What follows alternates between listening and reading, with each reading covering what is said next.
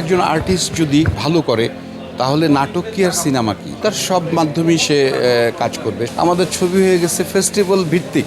আমাদের চলচ্চিত্র বানাতে হবে সারা বছরের জন্য। দর্শকরা শুধু ফেস্টিভ্যালের মধ্যে সিনেমা দেখতে আসে, সারা বছর এসে সিনেমা যদি দেখে তাহলে আমরা তাদের জন্য সারা বছর এই সমস্ত আর্টিস্ট দিয়ে আমরা সিনেমা বানাতে পারি। একটা সিনেমা পাইরেসি হয়ে গেলে সেই প্রযোজকটার মৃত্যু ছাড়া আর কোনো উপায় থাকে না। অ্যাকচুয়ালি হচ্ছে যে আমাদের দেশে চলচ্চিত্র খুব কম হচ্ছে। আমাদের চলচ্চিত্র কম হওয়ার কারণে আসলে বেশি বেশি চলচ্চিত্র না হওয়ার কারণে রাজদের মতো আর্টিস্টরা আসলে কাজের সুযোগ পাচ্ছে না। কিন্তু ওরা যদি সুযোগটা পেয়ে যায়, ঠিকঠাক মতো আরও চলচ্চিত্র হয় এবং চলচ্চিত্রগুলো যদি সবাই তাদেরকে কাস্ট করে, তাহলে রাজের একটা অনেক বড় একটা জায়গা করে নেবে চলচ্চিত্রে নিঃসন্দেহে। এবং আমাদের যে এখন শিল্পী সংকট, এই সংকটের মধ্যে আমরা যে হচ্ছে যে এই তাসনিয়া ফারিন আমাদের নতুন নায়িকা, যে এই প্রথম আমাদের চলচ্চিত্রে অভিষেক ঘটলো, এবং সবচেয়ে বড় কথা হচ্ছে যে সে অ্যাকশন নায়িকা হিসেবে সে খুবই ভালো করেছে।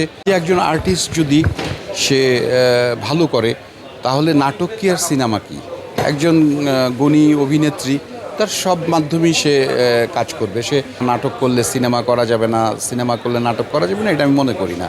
সে তার অভিনয় দক্ষতা দিয়েই কিন্তু সে তার অভিনয়ের স্বাক্ষর রাখবে, অভিনয়ের হচ্ছে যে তার সব ফুটায় তুলবে। এটা আমি ওইভাবে মনে করি না। সারা বছরে দুইটা ঈদের মধ্যে দর্শক আসে, দুইটা ঈদকে টার্গেট করে আমরা ছবি বানাচ্ছি।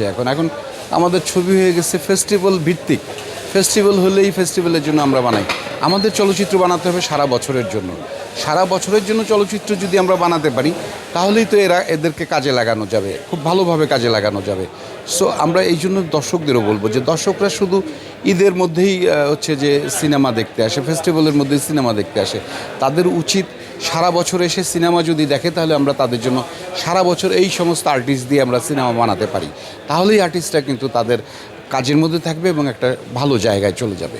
একটা সিনেমা পাইরেসি হয়ে গেলে সেই প্রযোজকটার মৃত্যু ছাড়া আর কোনো উপায় থাকে না। অ্যাকচুয়ালি একটা প্রযোজকের সম্পূর্ণ শেষ হয়ে যায়, সম্পূর্ণ মানে লগ্নি করা অর্থ সম্পূর্ণই পানিতে চলে যায়। তো সেই ক্ষেত্রে আইন শৃঙ্খলা বাহিনী যেটা প্রক্রিয়া করে প্রযুক্তির মাধ্যমে যদি এটা ঠিক করা যায় বা এই পাইরেসিকে প্রতিরোধ করা যায়, তাহলে সেটাই একমাত্র হচ্ছে আমাদের জন্য একটা সেফ জায়গা।